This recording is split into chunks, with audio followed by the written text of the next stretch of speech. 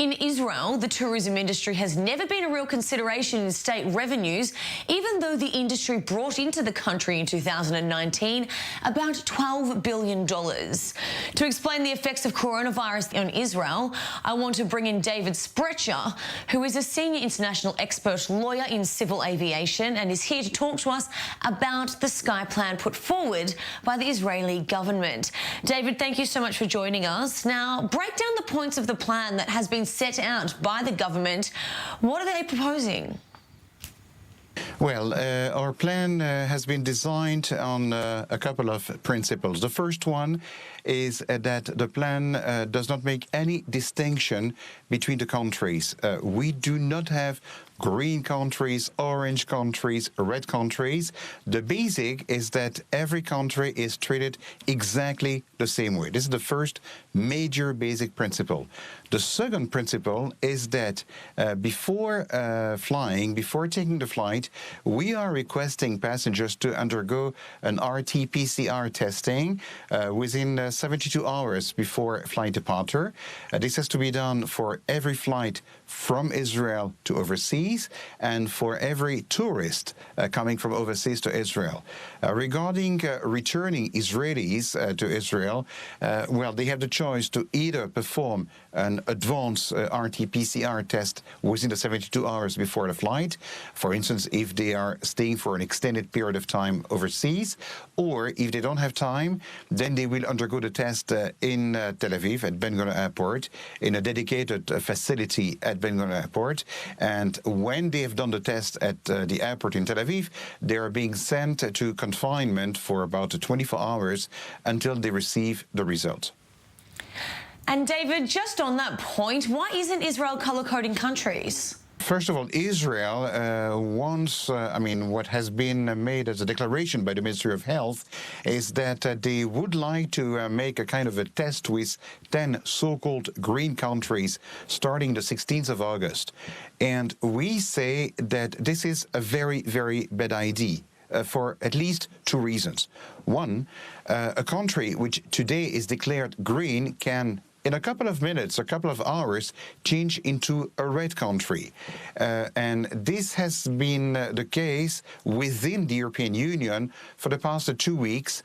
I am also a licensed lawyer in the EU, and we've seen in the EU a couple of countries that changed colors while the tourists were already there, believing that they are in a green country. So this is the very, very first thing. This is why the denomination, I would say, of a green country can change within minutes. And number two, within a green country, we are never sure that the Israeli tourist will solely be with so-called green country inhabitants. I mean, if, for instance, we believe that Greece is a green country and we start sending Israeli tourists to Greece, on the condition, by the way, also that Greece would accept those tourists. But at the same time, Greece is welcoming tourists from all over Europe, including red countries such as regions in the UK, for instance. Okay, so one, we say that the denomination of green and red is not very good, and number two, also those or some of those green countries declared by the State of Israel are countries that at this time do not accept Israeli tourists. And David, we know that the travel industry was one of the first to be put on hold. So just how significant has the impact been? Well, the impact is dramatic. We first of all have a number of airlines that, as a result of the COVID-19 pandemic, have simply collapsed. We have the case of at least 5 airlines which went bankrupt since March 2020.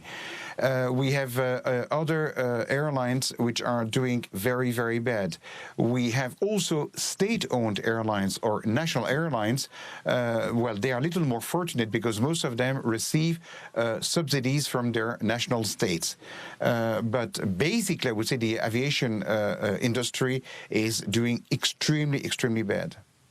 And what does the aviation industry have to do in order to protect themselves from being held liable against any spread of the illness and to protect the passengers? Well, I must say it really depends from airline to airline. Most of the airlines, of course, put in place all those measures which have been recommended by the various aviation agencies.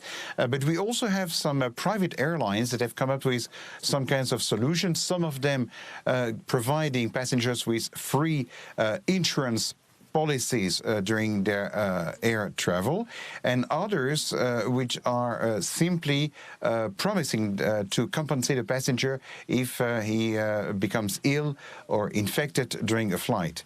One of the very, very nice examples to this respect is the main airline of the Emirate of Dubai, Emirates. Okay, David Sprecher, civil aviation expert and lawyer, thank you so much for joining us. It's been a pleasure having you on the show. Thank you very much.